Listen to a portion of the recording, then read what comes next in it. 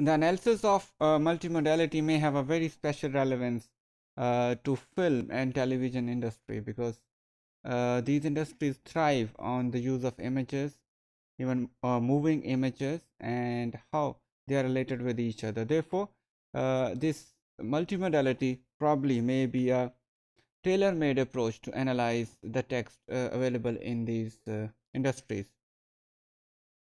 IDEMA provided a framework to analyze text in analyze various modes in television and film industry.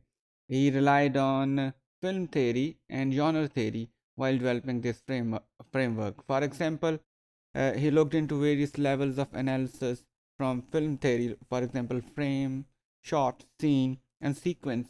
And as far as genre theory is concerned, he took the concepts of work, generic stage, and some other concepts which were available in genre theory. Uh, he concluded that three levels can be summarized as a frame, which is salient in work in film or television industry, and it's a representative still of uh, of a certain move or a shot.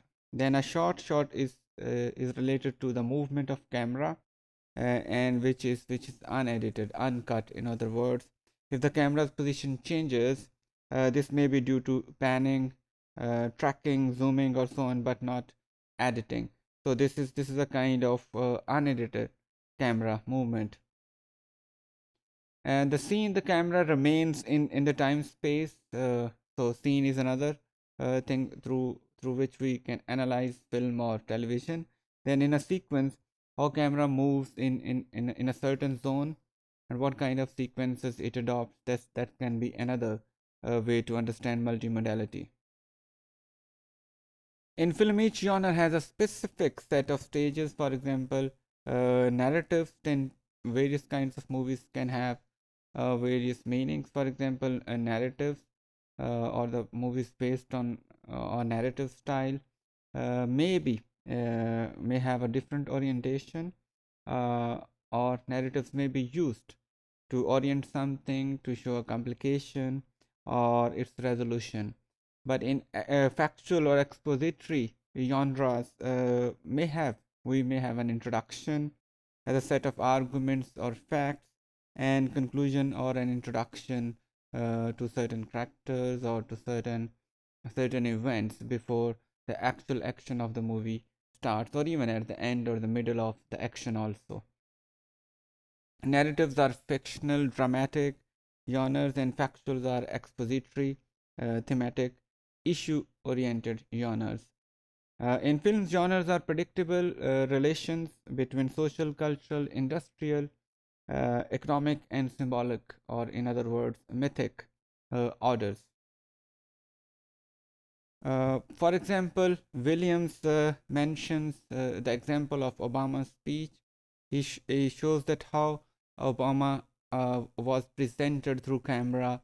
There was a close shot in which, and it was there was at the background there was a flag of United States of America. The composition of the frame and the shot come together to provide both the orientation and the point of departure for the rest of the speech. In terms of distance, the shot is close, just his head and shoulders, suggesting close social distance between him and his viewers. So, position of camera, position of shot, how shot has been taken, what kind of frame has been used, what kind of distance has been created, they all carry certain meanings in film and television industry. Obama's manner, gaze, and use of language aim to connect with the audience. In terms of sequence, the camera has moved from a shot of a waving US flag held by someone in the crowd and continues with Obama in center frame, which shows a kind of national sentiment in the overall sentiment or a move creating among the audience or among the watchers of the movie also. Then the generic stage is the introduction to the speech, and the work as a whole is clearly classified as an expository genre, victory speech due to its rhetorical nature. So it was overall a victory speech which was filmed down there, and the words which has been used and how camera has been employed in the depiction or reflection of that speech, that also have added to the nature of the scene being filmed. uh, we all know that the importance of camera, its movement, and the scene backgrounds, backdrops which are used in film and television industry. All these elements are very important, and they make us believe that the importance of relating the analysis to specific social and historical events also. For example, in television industry, we need to see that what kind of sociocultural norms or background a certain news item or a program is being broadcasted, and especially if you just look what time and space is being used. Uh, in television industry, we can see that if a certain program is being aired at prime time, that may be the prime or the major program of the television or the channel of the television.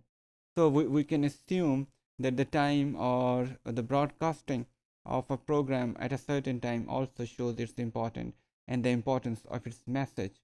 Therefore, we can conclude that both television and film industry can be a potential place for critical discourse analysis in relation with multimodal analysis.